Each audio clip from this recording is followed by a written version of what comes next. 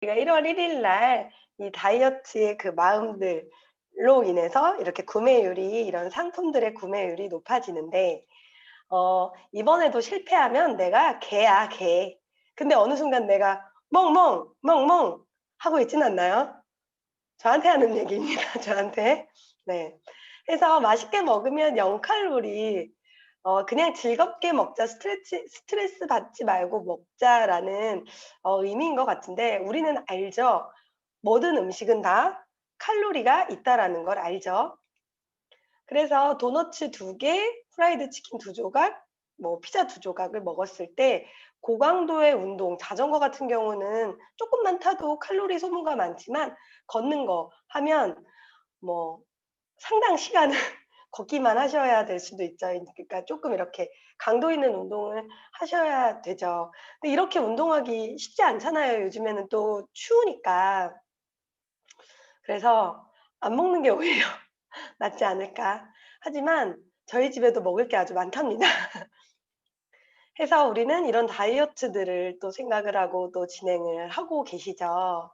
그런데 잘못된 방법의 다이어트를 하면 오히려 더 근육이 빠지는 이렇게 조금 더 나이 들어 보이고 볼품없는 이런 모습들이 될 수 있다라는 거예요. 그래서 1대 촌농, 2대 촌농 이렇게 해서 이런 분들 연예인분들이 다 계시죠. 그런데 이게 인제 이 고경표의 얼굴 사이즈와 정준하의 얼굴 사이즈가 같아졌다라는 거예요, 정준하가 다이어트를 해서. 근데 나이 든 모습이 보이죠? 그래서 이 정준하의 팬들은 "옛날의 정준하의 모습으로 돌리도."라고 했답니다. 그래서 이 잘못된 다이어트, 이제는 뭐 굶는다고 해서 다이어트 하겠다라고 약간 위험하게 생각하시는 분들은 없으실 줄로 알지만 그래도 이 굶는 다이어트가 실패하는 이유는 우리가 우리 몸에 에너지가 충족하게 충분히 들어오지 않으면 우리 몸은 생명 유지를 위해서 이 에너지를 저축하는 시스템이 강해진대요. 그래서 이 에너지를 소모해야 되는데 오히려 저축을 하기 때문에 굶는 다이어트는 효과가 하나도 없고 오히려 더 요요 현상을 유발을 하죠. 그래서 이 굶는 다이어트의 부작용, 성격이 예민해진다. 그다음에 탈모, 빈혈, 뭐 생리불순, 호르몬의 변화가 있고 내장 지방이 빠지지 않고 마른 비만이 될 가능성이 높아지고 뭐 심장이나 간, 신장 질환을 유발할 수 있으면서 탄력이 떨어지고 오히려 더 주름이 유발되는 나이 들어 보이는 이런 안 좋은 현상들이 유발이 되죠. 네.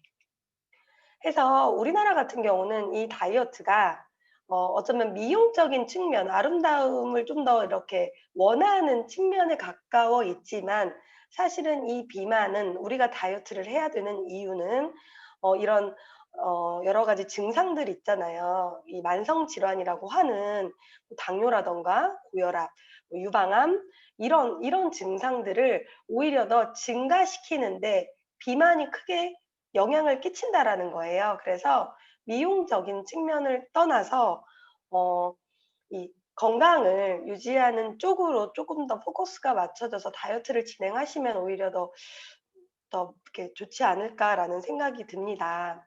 비만의 원인은 무엇일까요? 에너지 불균형, 많이 먹어서 일 수도 있고 유전적인 요인일 수도 있고 사회적인 요인, 왜냐면 움직임이 덜하니까 신체 활동의 감소로 인해서도 그럴 수 있고 요즘에 우리 아이들 온라인 수업 많이 하잖아요. 거의 다 온라인으로 바뀌었는데 진짜 집에만 있는 아이들도 정말 많더라고요. 그래서 볼 때마다 우리가 예를 들어 뭐 내 자식은 맨날 봐도 남의 그 뭐 같은 아이의 친구 이런 경우는 아이들을 자주 볼 확률이 낮잖아요. 왜냐면 또 춥기도 하고 외부 활동이 적으니까. 그래서 몇 개월 만에 봤는데 어 이렇게 '살이 포실포실 쪘네.' 요렇게 느껴지는 또 아이들이 또 있죠. 그리고 또 비만의 원인 하나가 뇌에서 보내는 식욕 억제 신호 전달 체계 문제라는 게 있거든요.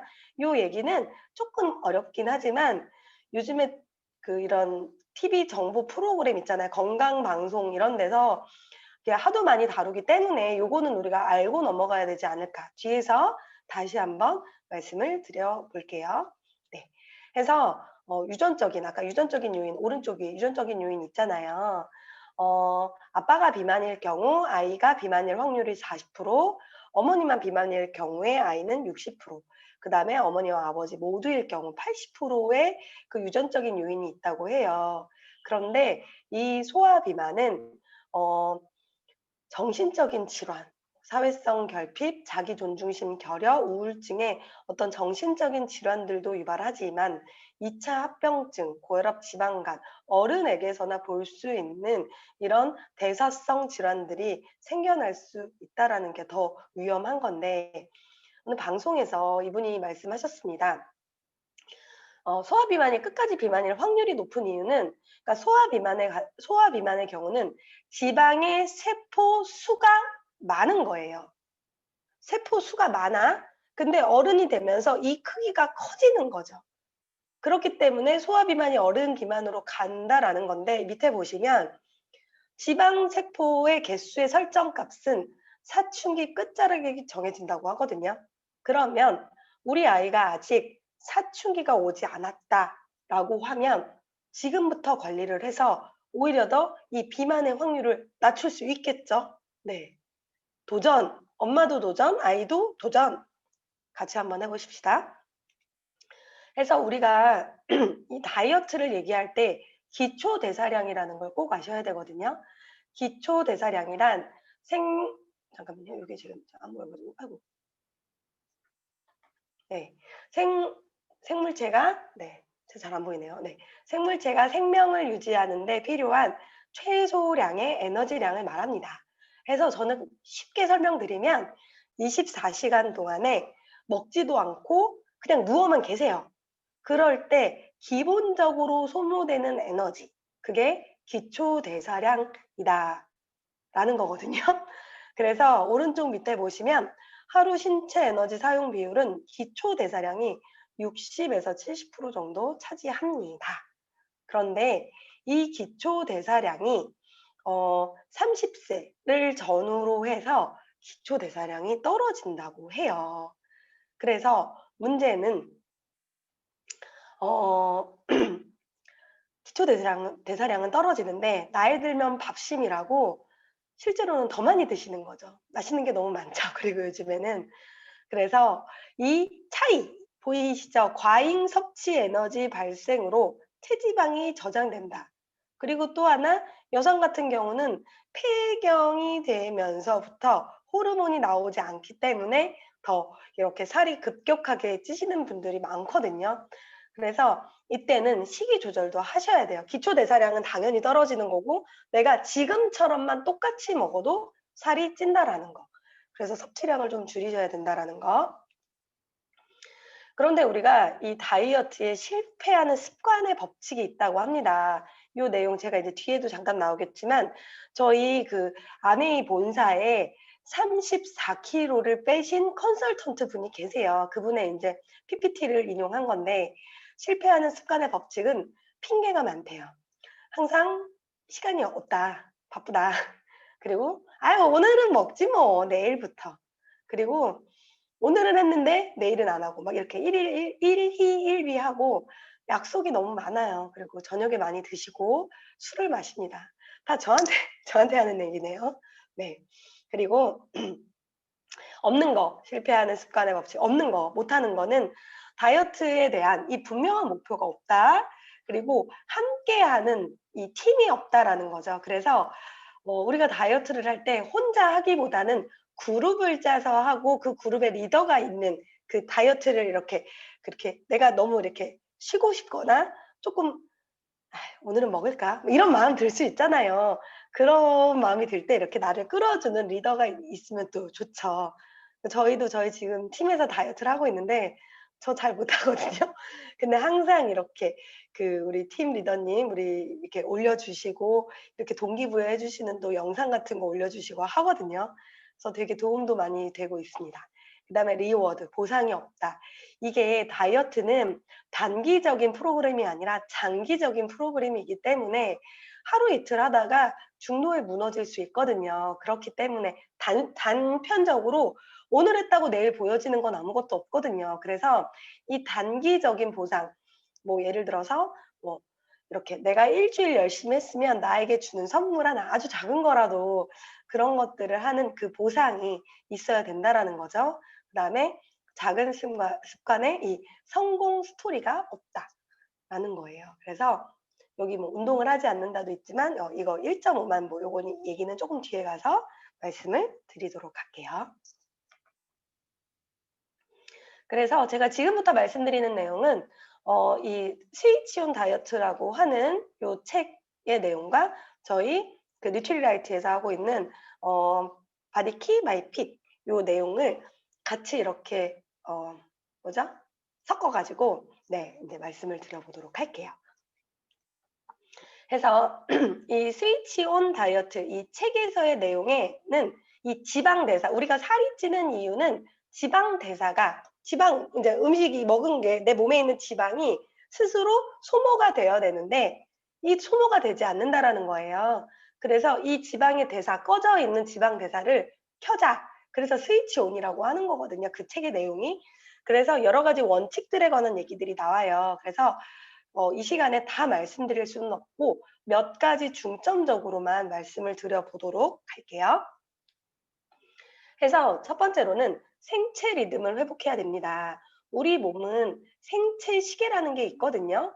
그래서 잘 때 자고 일어날 때 일어나야 되는데 그래서 우리 몸이 시계처럼 정확하게 24시간마다 태엽을 갖는 원리로 돌아간다라는 거예요.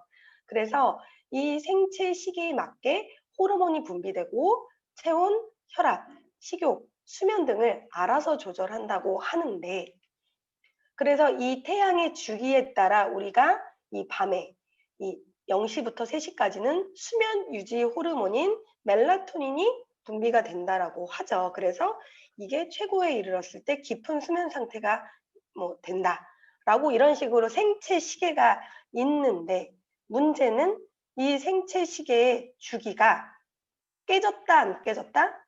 깨졌다. 깨졌다라는 거죠. 그래서 이 생체 시계의 교란으로 인해서 인슐린 저항성, 렙틴 저항성이 유발이 된다고 합니다. 그래서 다이어트의 첫 번째 기본 원칙은 잘 때 자고 일어날 때 일어나야 된다. 혹시 어제 몇 시에 주무셨나요? 이 생체 시계, 생체 리듬을 맞추기 위해서는 최소 12시 전에는 주무셔야 되거든요. 그래서 보통 11시에는 누우셔야지 이렇게 뒤척뒤척 하다가 주무시는데 보통 누우셔서 주무시기 전에 핸드폰 보시죠.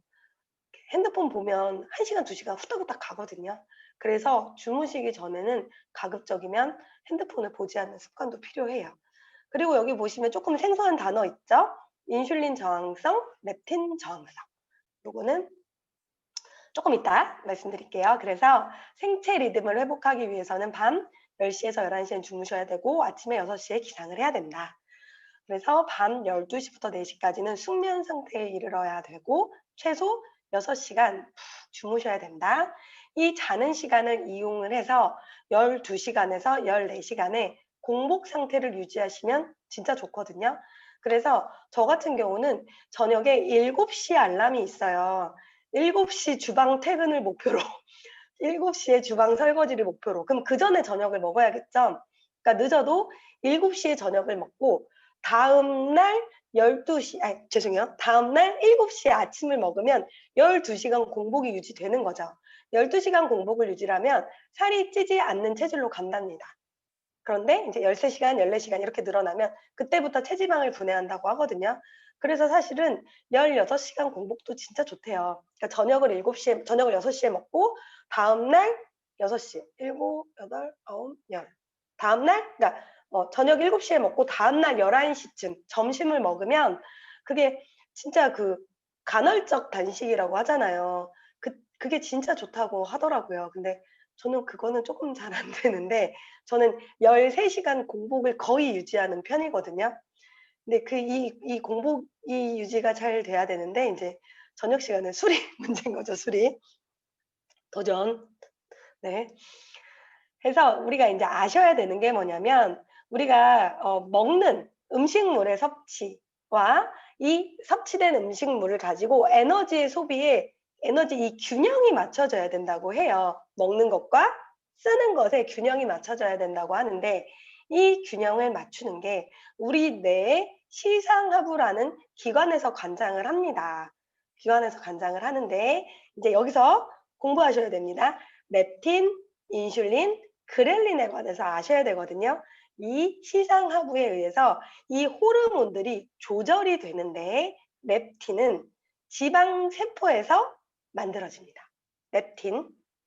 그 다음에 인슐린은 췌장, 이자에서 만들어집니다. 그 다음에 그렐린은 위에서 만들어집니다. 요 세 개만, 요 세 개가 제일 어려워요. 오늘 미팅에 요 세 개가 제일 어려워요. 근데 하지만 이게 진짜 중요합니다. 그래서 하나씩 살펴보자면 인슐린을 먼저 말씀을 드려볼게요. 인슐린은 호르몬이죠. 근데 어디서 많이 들어보셨죠? 인슐린. 당뇨 있으신 분들이 인슐린 얘기하시죠. 인슐린은 뭐냐면 우리가 탄수화물, 밥을 먹었어요. 밥이 이 소화기관에 의해서 소화가 되면서 잘게 쪼개지면서 포도당으로 이제 포도당으로 혈액 안에 들어가거든요. 당이 혈액 안으로 들어갔다. 그게 뭐라고 하죠? 혈당이라고 하죠. 이 혈당이 내가 에너지로 쓰이려면 어디로 가야 되냐면 세포 안으로 들어가야 됩니다. 당이 세포 안으로 들어가야 되는데 세포 안으로 들어갈 때 그냥 들어갈 수 있는 게 아니라 인슐린이라는 열쇠, 이 열쇠를 통해서 세포 안으로 들어가야 되거든요. 그런데 문제는 밥을 너무 많이 먹었어. 그래서 혈당이 높아진 거예요. 그럼 인슐린이 일이 많아지겠지. 야근도 하고 잔업도 많겠죠. 그리고 또 어떠한 이유로 인슐린이 나오지 않을 수도 있거든요. 이럴 때 이 인슐린이 제 기능을 못할 때 세포는 당을 받을 수가 없는 거예요. 이거를 인슐린 저항이라고 얘기를 합니다. 되셨죠? 인슐린 저항. 그래서 그러면 세포가 당을 받지 않으면 이 당은 어떻게 될까요? 혈액 안에 있겠죠. 혈당이 높아진 상태로 우리 몸 여러 곳을 가면서 이제 공격을 하고 안 좋은 영향을 끼치죠. 그 얘기는 다음에 건강 강의 때 또 말씀을 드리는 걸로 하고 이게 인슐린 저항입니다. 인슐린 저항성 자가 테스트법. 식사 후에 금방 배가 고프고 떨린다. 식사를 거르면 짜증이 나고 피곤하다. 저희 남편이네요. 짜게 먹으면 물이 더 많이 먹힌다. 저도 한번 그러는 것 같아요. 식사 후에 갑자기 피곤할 때가 있다. 대부분 그렇지 않나요? 당뇨병 혹은 저혈당병 가족력이 있다. 네, 이게 인슐린 저항성. 이런 경우들이 있다면 내가 인슐린 저항성이 있을 수 있다라는 거죠. 그래서 인슐린 저항성이 있을 때 망가지는 장기, 지방, 간, 근육. 왜 그러냐 하면 이 지방 세포가 커지기 때문에 염증 물질을 분비하고 그 다음에 이 아까 떠돌아다니는 혈당 안에 있는 당들이 어디 가서 붙어야 되는데 어디 가서 붙냐면 간 겉에 덕지 붙는 거예요. 그게 뭐냐? 지방간. 그리고 이 근육, 포도당 대신 지방을 에너지로 써서 근육이 약해지고 지방이 쌓인다라는 거.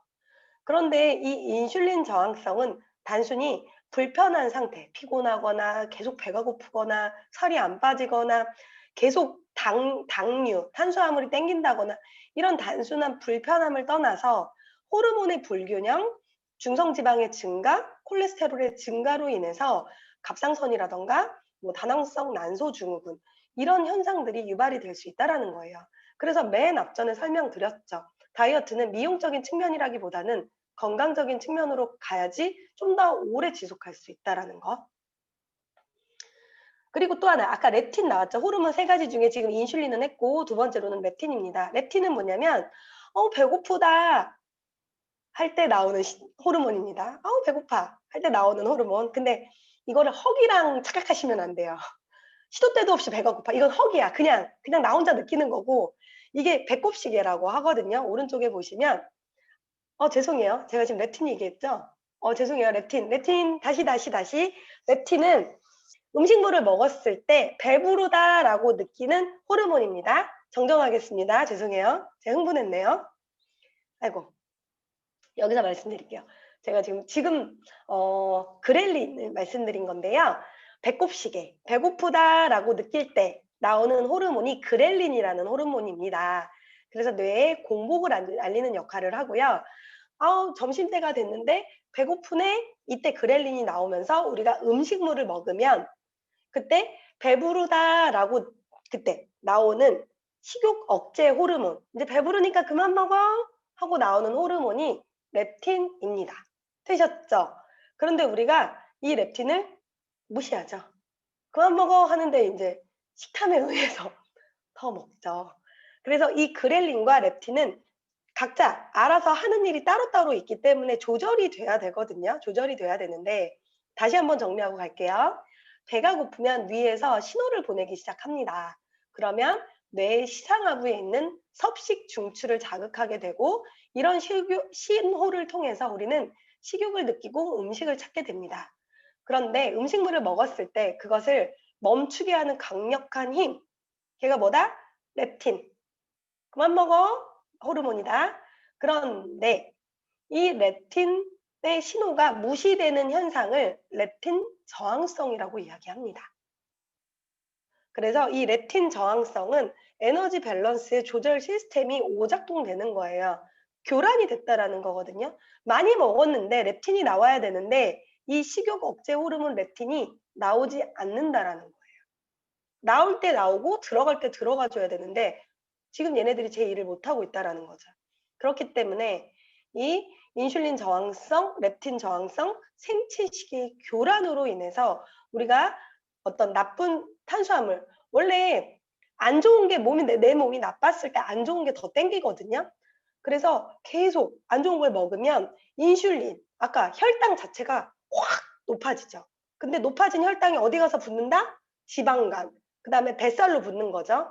그러면서 인슐린 저항, 그다음에 고인슐린 혈증, 렙틴 정상, 이렇게 악순환의 고리가 계속적으로 지속이 된다라는 게 문제인 거예요. 그래서 다이어트는 어느 하나만 하자라는 것보다도 생활 가운데 우리가 생활 습관을 개선해야 되는 거죠. 그래서 어렵죠. 그래서 함께 합시다. 우리가 먹는 음식 속에서 필요한 영양소는 식이섬유가 필요합니다. 그런데 과일의 껍질에 식이섬유가 많은데 과일도 깎아 드시고 주스 같은 경우는 식이섬유가 없기도 하고요. 여기 안에 과당과 설탕이 많아서 혈당을 높이는 데 원인이 되고 지방간의 원인이 됩니다. 그래서 과일 주스 많이 드시면요. 당분 많이 드시면 비알코올성 지방간의 원인이 됩니다. 아까 말씀드렸죠? 혈당, 혈액 속에 있는 당을 어디로 쓸 데가 없어서 어디다 갖다 붓는다? 간에 갖다 붓는다. 그런데 이 간에 붙는 지방간은 염증을 일으키고 활성산소, 좋은 걸까요? 나쁜 걸까요? 나쁜 놈이죠. 활성산소. 그 다음에 인슐린 저항성의 원인이 된다라는 거죠. 그래서 요건 무슨 내용이냐면 우리가 뒤에서 설명드릴게요. 여기 나오네요. 이 과당이 대사되는 간에서 과당이 대사되는 메커니즘과 에탄올, 술이 대사되는 메커니즘이 오히려 더 비슷하대요. 그래서 결론은 과당은 지방간을 일으키고 당뇨, 비만, 통풍, 심장질환, 암까지. 그래서 나는 술 안 먹어, 콜라 먹어. 그거나 그거나다 라는 거죠. 그죠? 네, 그래서 습관적으로 먹는 탄산음료가 있으시다면 조금 끊어라 이렇게 말씀은 못 드리지만 진짜 많이 줄이셔야 된다라는 거죠. 그런데 두 번째 나갑니다. 첫 번째로는 아까 생체 리듬을 회복하자. 두 번째로는 식이 조절은 필수입니다. 식이 조절이 없는 다이어트는 없어요. 그런데 우리나라 한국 사람들이 가장 뭘 많이 먹나 봤더니 탄수화물을 많이 먹는다고 하죠. 다들 알고 계시죠? 그래서 이 탄수화물도 똑똑하게 골라야 한다. 그래서 보통 우리가 GI 지수가 낮은 식품을 골라야 되는데 예를 들어서 GI 지수는 뭐냐면 혈당 수치가 급격하게 이제 올라가는 거를 GI 지수가 높다고 얘기를 해요. 그래서 혈당 수치가 급격하게 올라가지 않는 것을 GI 지수가 낮다라고 얘기를 하죠. 그래서 다들 아시는 내용이죠. 흰 쌀밥 대신에 잡곡밥을 먹어라. 이렇게 얘기도 하고요. 저는 맨 밑에 드리고 싶은 말씀이 우리가 저도 간식 진짜 좋아하거든요. 과자, 빵 진짜 좋아하는데 요런 거 대신 견과류가요. 의외로 포만감이 진짜 많이 생기더라고요. 그래서 견과류가 지방이기는 하지만 하루에 조금 내가 허기질 때나 배고플 때 견과류 한 줌 이렇게 드시면 이게 조금 더 이 뭐라 그러죠? 허기지는 게 이렇게 그 이 포만감이 조금 더 오래 가더라고요. 그래서 이런 탄수화물을 똑똑하게 고르는 방법도 한번 찾아보시면 좋을 것 같고요. 이제 여기서 인제 또 공부를 해야 됩니다. 당분은 현금이에요. 그리고 지방은 예금이에요. 근데 내가 지금 돈이 없어요. 지갑 속에서 돈을 찾아서 쓸까요? 지금 돈이 없는데 은행에 가서 예금을 해약해서 쓰실까요? 물론 지갑에 있는 현금 먼저 쓰시잖아요. 그렇기 때문에 밑에 또 나와요. 탄수화물은 냉장고에 저장이 되고요. 지방은 지하 냉동 창고에 저장이 된다고 하거든요. 그럼 뭐부터 쓸까요? 뭐부터 제한해야 될까요? 당부터 제한을 해야 된다라는 거지. 탄수화물부터 제한을 하면 현금이 없으면 그다음 어디로 간다? 지방으로 간다. 그런데 셋째 줄 문제는 에너지를 사용하는 순서는 탄수화물을 에너지로 먼저 쓰고 그다음에 단백질을 씁니다. 그래서 탄수화물을 제한했지만 밥을 안 먹고 야채를 먹었지만 그다음에 에너지를 뭘 써야 되냐? 단백질을 써야 되기 때문에 아까 맨 앞전에 우리 1대 촌농, 2대 촌농 보셨죠? 단백질을 제대로 안 먹었기 때문에 그러니까 근육의 수명이 그러니까 근육이 떨어졌기 때문에 빠졌기 때문에 이게 아저씨들이 나이가 들어 보이는 거잖아요. 그래서 근육이 빠지지 않도록 단백질 섭취는 필수입니다. 또한 운동. 왜냐하면 근육량을 높여야 되기 때문에. 그래서 탄수화물의 섭취는 줄이고 단백질의 섭취는 높이고 그다음에 뭘 쓴다? 지하 냉동 창고, 은행 예금, 지방을 그다음에 쓴다라는 거죠. 탄수화물 중독은 지방 대사가 꺼졌다라는 신호 아까 말씀드렸죠. 그리고 또 하나 우리가 밥을 먹으면 탄수화물을 먹으면 인슐린이 나온다고 했잖아요. 왜? 이 당을 세포에 넣어줘야 되기 때문에 인슐린이 나오는데 인슐린이 나오는 한 지방 대사는 안 된대요. 그렇기 때문에 우리가 규칙적인 식사 습관도 중요하고 그냥 그 인슐린이 나오지 않도록 해야 그러니까 인슐린이 나오지 않도록 규칙적인 이제 식사 습관도 중요하죠. 시도 때도 없이 빵 먹고 과자 먹으면 인슐린이 계속 나오기 때문에 지방 대사가 안 된다라는 거. 그다음에 아까 숙면 취해야 된다고 말씀드렸죠. 그래서 오른쪽에 주된 탄수화물을 먹었다면 이상적인 비율은 단백질, 탄수화물, 지방의 순서이다. 라고 하죠. 근육 1kg는 안정된 상태에서 하루에 13칼로리의 열량을 소비하지만 지방 1kg는 안정된 상태에서 4.5칼로리의 열량을 소비한다. 그러면 근육이 많으면 에너지 소모가 더 많다라는 얘기죠. 자, 그래서 우리 몸에서 필요한 단백질은 약 16% 정도 차지하고 있는데요. 여러 가지 일들을 합니다. 그리고 사람은 20여 가지 아미노산이 필요하다고 하거든요. 그런데 아미노산이 함유된 단백질은 반드시 식품을 통해서 섭취해야 된다고 합니다. 단백질을 먹는 이유는 여러 가지거든요. 다이어트 하기 때문에 단백질을 먹어야 된다? 그건 아니에요. 칼슘과 만나면 뼈도 만들어주고요. 비타민 C랑 만나면 콜라겐도 만들어주고, 철분과 만나면 헤모글로빈 만들어주고, 콜레스테롤과 만나면 세포의 막을, 건강한 세포 막을 구성해주고, 지방산을 만들면 또 세포 안에 있는 미토콘드리아, 에너지 발전소라고 하죠. 공장이라고 하는데, 그 다음에 성장 호르몬도 만들어지죠. 이래서 우리가 단백질을 먹어야 합니다. 그런데 보통 어디서 많이 드시나요? 고기, 닭가슴살, 달걀, 우유, 두부. 보시면은 60g을 먹을 때 이제 충족할 수 있는 그번 식품의 섭취 횟수와 에너지 칼로리가 나오는데요. 등심 삼겹살이 칼로리가 굉장히 높죠. 이 말은 단백질도 있지만 지방이 많다라는 뜻이거든요. 그래서 다이어트 시에는 지방이 들어간 삼겹살과 등심보다는 살코기 위주의 고기로 드셔야 되고 동물성 단백질과 식물성 단백질을 적절하게 섞어서 드셔 주셔야 된다라는 거. 대부분 동물성은 많이 드시거든요. 뭐 계란이라던가 뭐 이런 고기류, 살코기, 닭가슴살 같은 거 요즘에 많이 나오기 때문에 그런데 사실은 식물성으로 먹기는 쉽지가 않아요. 네, 그래서 단백질 10g을 먹었을 때 여기 맨 밑에 보시면 두부 반모, 대두 이쿤술 이렇게 먹어야 되는데 혹시 콩자반 만드시나요? 저는 반찬 가게 가면 콩자반을 사지도 않지만 만들지도 않아요. 두부 같은 경우는 수분의 함량이 많기 때문에 내가 제 몸무게가 만약에 50kg 기준이라고 하면은 50g 이상의 단백질을 먹어야 돼요. 50g 그러니까 다이어트 기준으로는 자기 킬로그램 대비 1.2에서 1.5g을 먹으라고 하거든요. 그러니까 저는 70g 다이어트를 인제 하려고 하는 사람 입장에서는 70g 이상을 먹어야 되잖아요.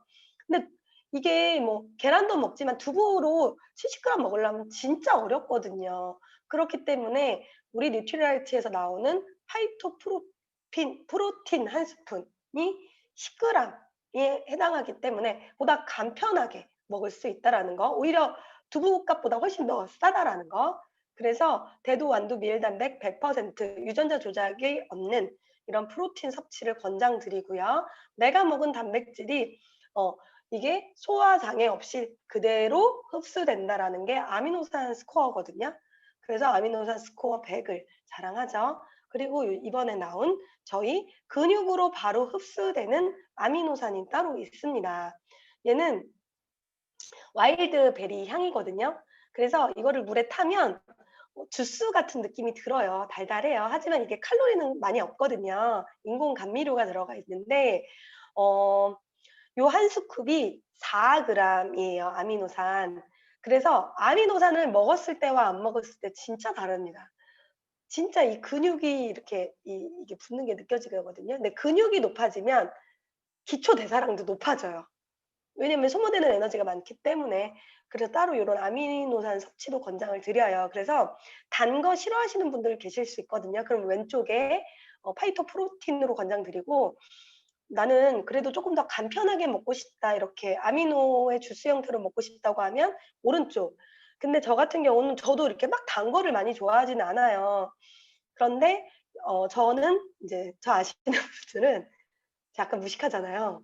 많이 무식한가요? 이 아미노 스쿱이 되게 작거든요, 숟가락이. 그래서 아침에 일어나면 이거를 이 숟가락 되게 작은데요. 요거를 용각산처럼 이렇게 두 숟가락 이렇게 탁탁 털고 물로 이렇게 꿀꺽꿀꺽 해서 그냥 삼키는 편이에요. 저는 오히려 그게 낫더라고요, 주스처럼 타 먹는 것보다. 너무 무식한가요? 내 마음입니다. 그다음에 세 번째 식이 조절 다음에 갑니다. 세 번째 운동.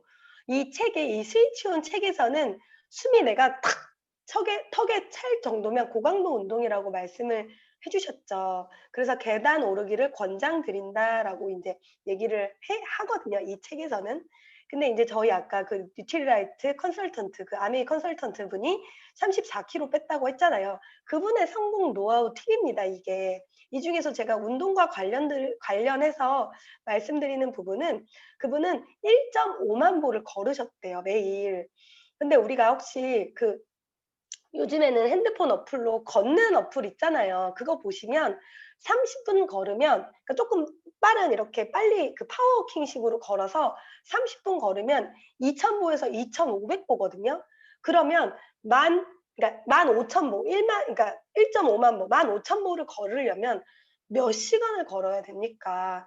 그래서 여기 4번 보시면 "아침, 점심, 저녁 짜투리 시간을 이용을 해서 걸으라."라고 얘기를 해요. 이거를 우리가 습관화들이면 굉장히 좋을 것 같거든요. 그래서 저 같은 경우도 저도 1.5만 보 잘 못 걸어요.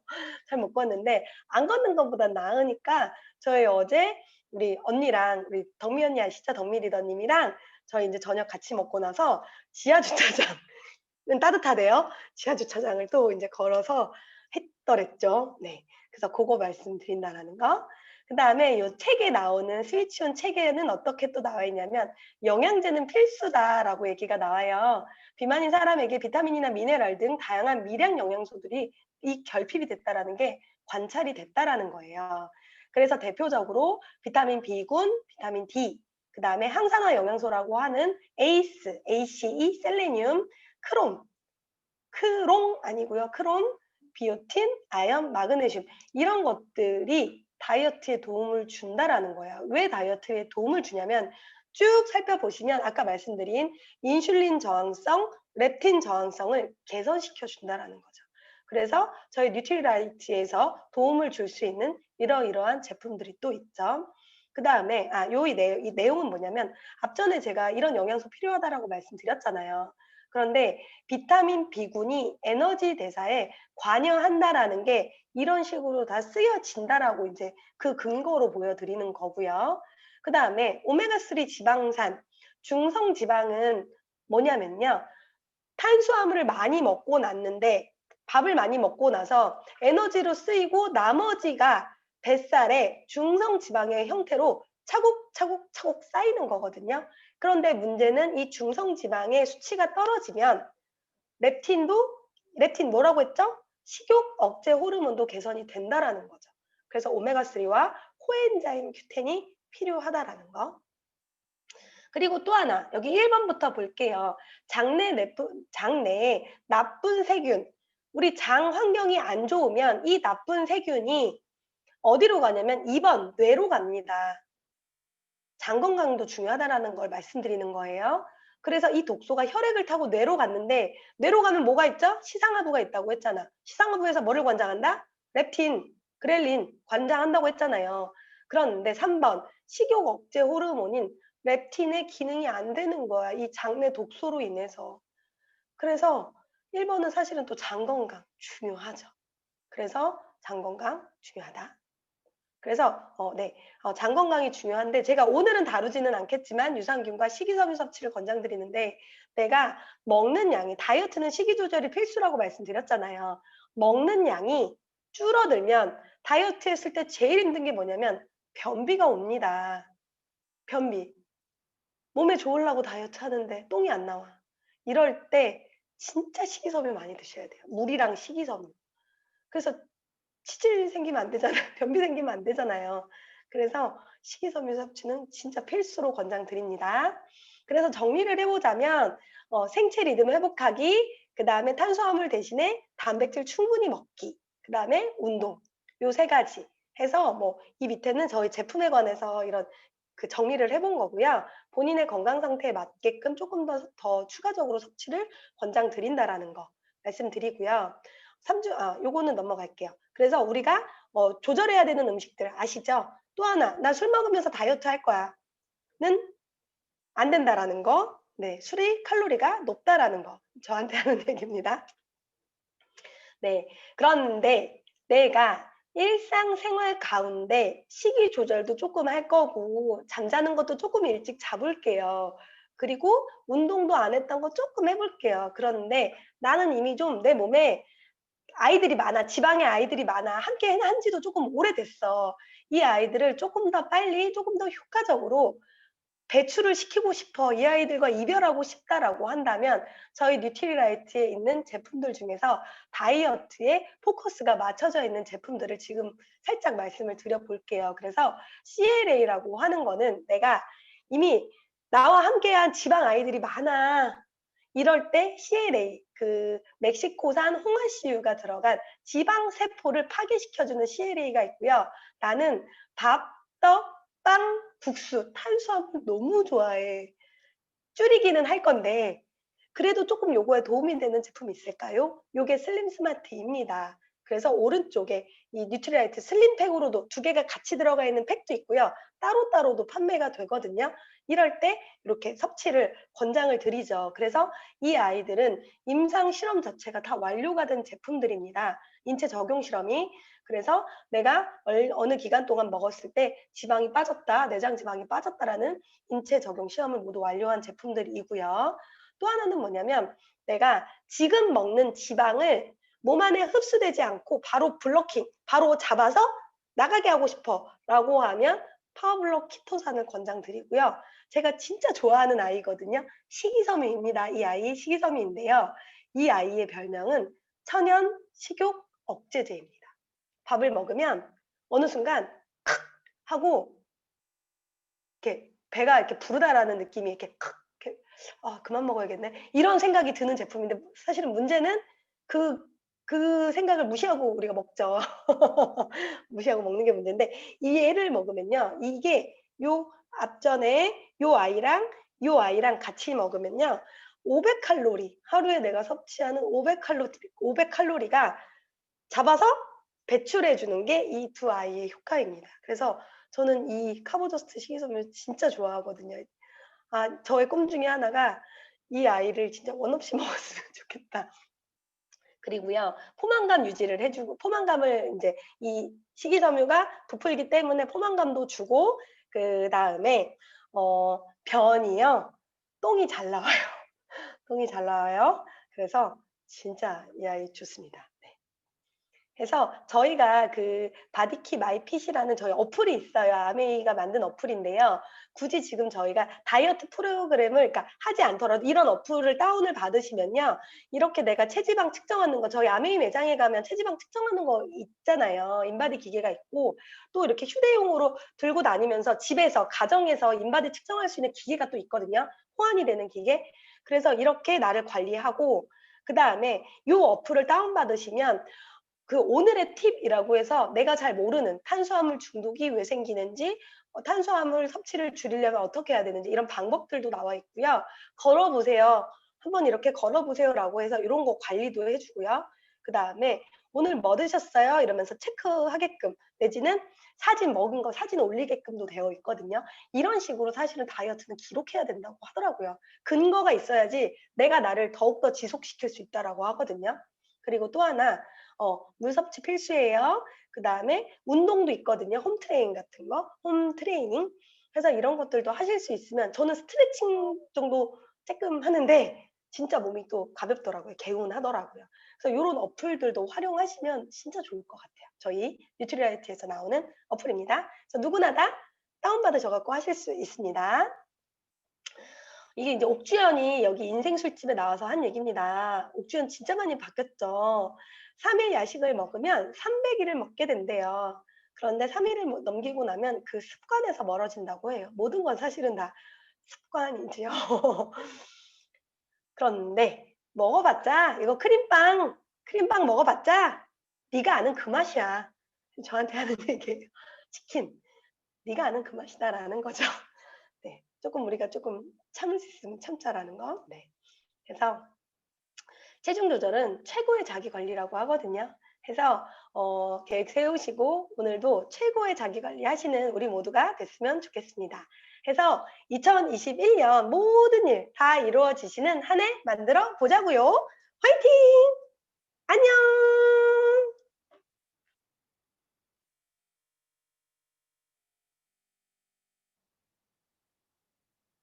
안녕.